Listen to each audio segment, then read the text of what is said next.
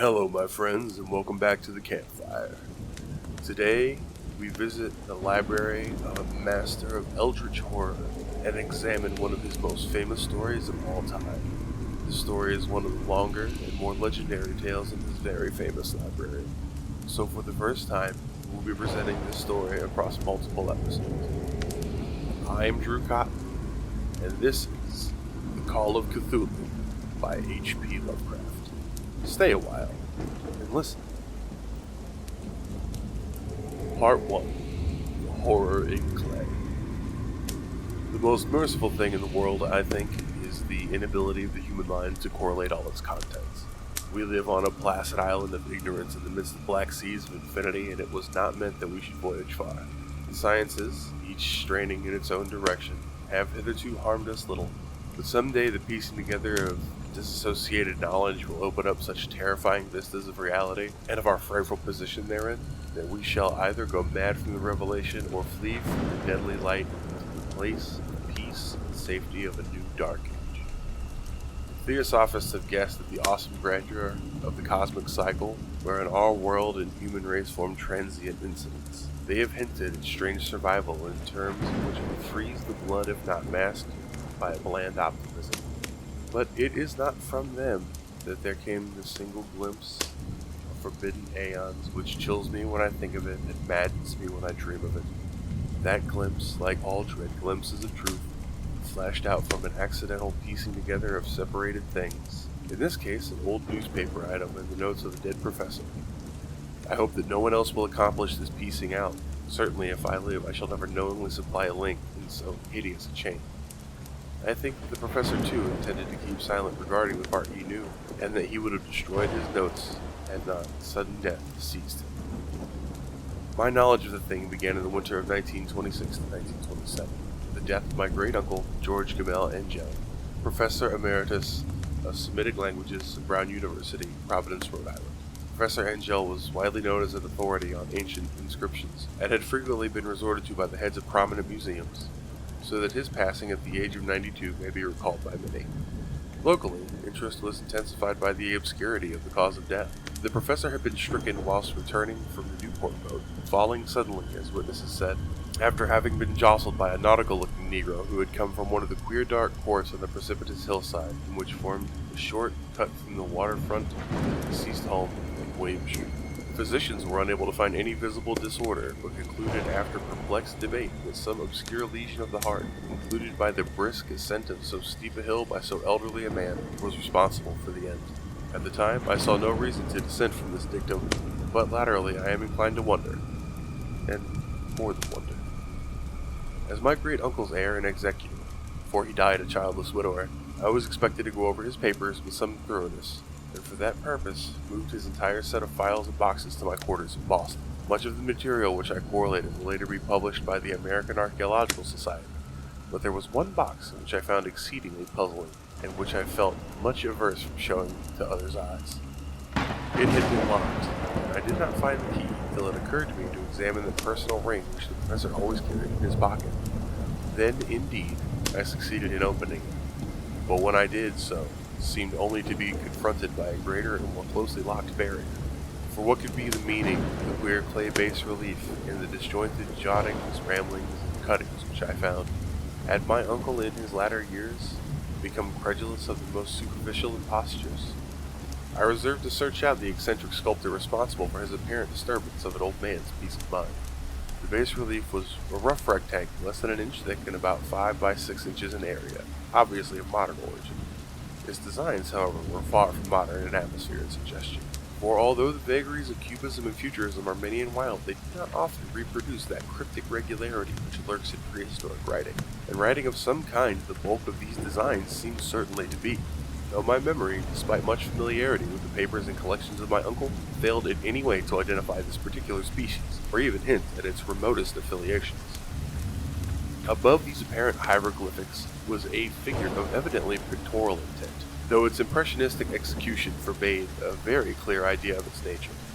It seemed to be a sort of monster, or symbol representing a monster, of a form which only a diseased fancy could conceive. If I say that my somewhat extravagant imagination yielded simultaneous pictures of an octopus, a dragon, and a human caricature, I shall not be unfaithful to the spirit of the thing. A pulpy, tentacled head surmounted by a grotesque, scaly body with rudimentary wings. But it was the general outline of the whole which made it the most shockingly frightening. Behind the figure was a vague suggestion of a cyclopean architectural background. The writing accompanying this oddity was, aside from a stack of pressing cuttings, in Professor Angel's most recent hand, and made no pretension to literary style. What seemed to be the main document was headed Cthulhu Cult, in characters painstakingly printed to avoid erroneous reading of a word so unheard of.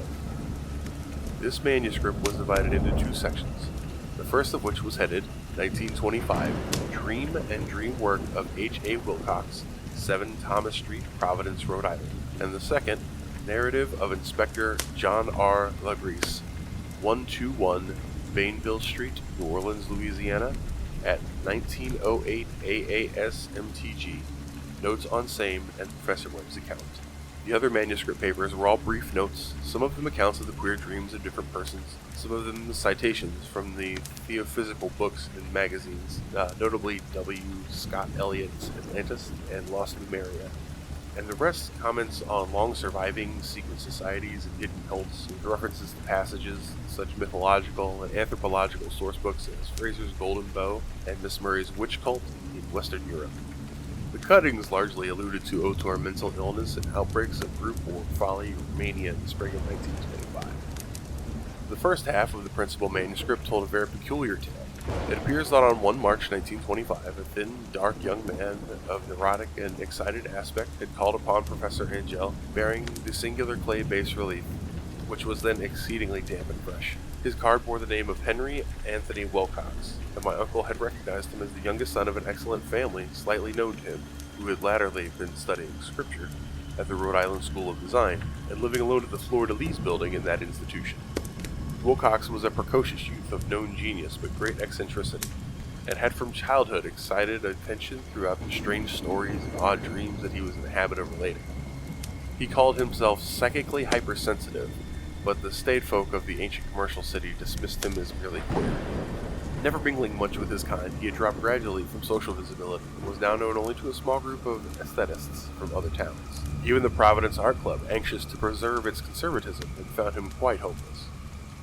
On the occasion of the visit, ran the professor's manuscript, the sculptor abruptly asked for the benefit of his host's archaeological knowledge in identifying the hieroglyphs on the bas-relief. He spoke in a dreamy, stilted manner which suggested pose and alienated sympathy, and my uncle showed some sharpness in replying, for the conspicuous freshness of the tablet implied kinship with anything but archaeology. Young Wilcox's rejoinder, which impressed my uncle enough to make him recall and report it verbatim, was of a fantastically poetic cast, which must have typified his whole conversation, and which I have since found highly characteristic of him. He said, "It is new, indeed, for I made it last night in a dream of strange cities, and dreams are older than brooding Tyre, or the contemplative Sphinx, or the garden-girdled Babylon." It was then that he began rambling the tale, which had suddenly played upon a sleeping memory and won the fevered interest of my uncle. There had been a slight earthquake tremor the night before, and most considerable, felt in New England for some years, and Wilcox's imaginations had been keenly affected. Upon retiring, he had an unprecedented dream of a great cyclopean city of titans, blocks, sky-flung monoliths, all dripping with green ooze and sinister with latent horror. Hieroglyphics had covered the walls and pillars, and from some undetermined point below had come a voice that was not a voice, a chaotic sensation, which only fancy could transmute into sound, when he attempted to render the almost unpronounceable jumble of letters. Cthulhu Ftagen. This verbal jumble was the key to the recollection which excited and disturbed Professor Angel. He questioned the sculptor with scientific minuteness, and studied with almost frantic intensity the bas-relief on which the youth had found himself working, chilled and clad only in his nightclothes, when waking had stolen bewilderingly over him. My uncle blamed his old age, Wilcox said afterwards, for his slowness in recognizing both hieroglyphics and pictorial design. Many of his questions seemed highly out of place to his visitor, especially those which tried to connect the latter with strange cults or societies, and Wilcox could not understand the repeated promises of silence which he was offered in exchange for an admission of membership to some widespread, mystical, or paganly religious body. When Professor Angell had become convinced that the sculptor was indeed ignorant of any cult or system of cryptic lore, he besieged his visitor with demands for future reports of dreams. This bore regular fruit, for after the first interview, the manuscript reports daily calls with the young man, during which he related startling fragments of nocturnal imagery whose burden was always some terrible cyclopean vista of dark, dripping stone, with a subterranean voice or intelligence shouting monotonously in enigmatical sense impacts, unscriptable save as gibberish. The two sounds most frequently repeated are those rendered by the letters Cthulhu and Ryla. On 23 March, the manuscript continued. Wilcox failed to appear, and inquiries at his quarters revealed that he had been stricken with an obscure sort of fever and taken to the home of his family in Watermain Street. He had cried out in the night, arousing several other artists in the building, and had manifested since only alterations of unconsciousness and delirium. My uncle at once telephoned to my family, and from that time forward kept close watch of the case, calling often at the Thayer Street office of Dr. Toby, whom he learned to be in charge. The youth's febrile mind apparently was dwelling on strange things, and the doctor shuddered now and then as he spoke. They included not only a repetition of what he had formerly dreamed, but touched wildly on a gigantic thing miles high, which walked or lumbered about.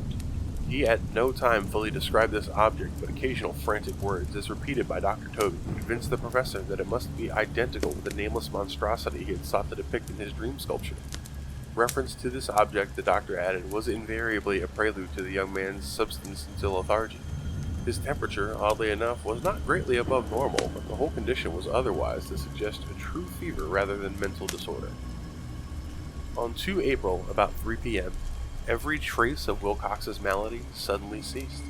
He sat upright in bed, astonished to find himself at home and completely ignorant of what happened in dream or reality since the night of 22 March. Pronounced well by his physician, he returned to his quarters in 3 days, but to Professor Angell he was of no further assistance. All traces of strange dreaming had vanished with his recovery, and my uncle kept no record of his night thoughts after a week of pointless and irrelevant accounts of thoroughly usual visions. Here, the first part of the manuscript ended. The references to certain of the scattered notes gave me more material for thought.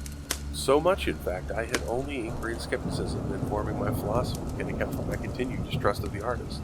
The notes in question were those descriptive of the dreams of various persons, covering the same period as that in which young Wilcox had had his strange visitations. My uncle, it seems, had quickly instituted a prodigiously far-flung body of inquiries amongst nearly all of the friends whom he could question without impertinence, asking for nightly reports of their dreams and dates of any notable visions for some time past. The reception of his request seems to have been varied, but he must, at the very least, have received more responses than an ordinary man could have handled without a secretary. His original correspondence was not preserved, but his notes formed a thorough and really significant digest. Average people in society and business, New England's traditional salt of the earth, gave him almost completely negative results. Though scattered cases of uneasy but formless nocturnal impressions appear here and there, always between 23 March and 2 April, the period of young Wilcox's delirium. Scientific men were little more affected, though 4 cases of vague description suggested fugitive glimpses of strange landscapes. In one of these, there is mentioned a dread of something abnormal. It was from the artists and poets that the pertinent answers came, and I know that panic would have broken loose had they been able to compare notes. As it was, lacking their original letters, I half suspected the compiler of having asked leading questions, or of having edited the correspondence in corroboration of what he had lately resolved to see. That is why I continue to feel that Wilcox, somehow cognizant of the old data which my uncle had possessed, had been imposing on the veteran scientists. These responses from aesthetes told a disturbing tale. From 28 February to 2 April, a large proportion of them had dreamed very bizarre things, the intensity of the dreams being immeasurably stronger during the period of the sculptor's delirium. Over a fourth of those who reported anything reported scenes and half-sounds not unlike those which Wilcox had described, and some of the dreams confessed acute fear of the gigantic, nameless thing visible towards the last. One case, which the note describes with emphasis, was very sad. The subject, a widely known architect with leanings toward theosophy and occultism, went violently insane on the date of young Wilcox's seizure, and expired several months later after incessant screamings to be saved from some escaped denizen of hell. Had my uncle referred to these cases by name instead of merely by number, I should have attempted some corroboration and personal investigation. But as it was, I succeeded in tracing down only a few. All of these, however, bore out the notes in full. I have often wondered if all of the objects of the professor's questioning felt as puzzled as in this fraction. It is well that no explanation shall ever reach them. The press cuttings, as I have intimated, touch on the cases of panic, mania, and eccentricity during the given period. Professor Angell must have employed a cutting bureau. The number of extracts was tremendous, and the sources scattered throughout the globe. Here was a nocturnal suicide in London, where a lone sleeper had leapt from a window after a shocking cry. Here likewise a rambling letter to the editor of a paper in South America, where a fanatic deduces a dire future from visions he had seen. A dispatch from California describes the Theosophist colony as donning white robes in mass for some glorious fulfillment which never arrives, whilst items from India speak guardedly of serious native unrest towards the end of March. Voodoo orgies multiply in Haiti, and African outposts report ominous mutterings. American officers in the Philippines find certain tribes bothersome about this time, and New York policemen are mobbed by hysterical Levantines on the 22nd to 23rd of March. The west of Ireland, too, is full of wild rumor and legendary, and a fantastic painter named Ardois Bonneau hangs a blasphemous dream landscape in the Paris Spring Salon of 1926. And so numerous are the recorded troubles in insane asylums that only a miracle can have stopped the medical fraternity from noting strange parallelisms and drawing mystified conclusions. A weird bunch of cuttings all told, and I can at this date scarcely envisage the callous rationalism with which I set them aside. But I was then convinced that young Wilcox had known of the older matters mentioned by the professor. Thank you so much for staying and listening to our story today. Please be sure to come back and join us for part 2 next week. If you enjoy our show, please like, share, follow, subscribe, review wherever you're listening, comment if you can. Every little bit helps. Everything you do is enormously helpful, and it helps us keep doing what we do. So until next week, I'm your cop, and you should stay a while and listen.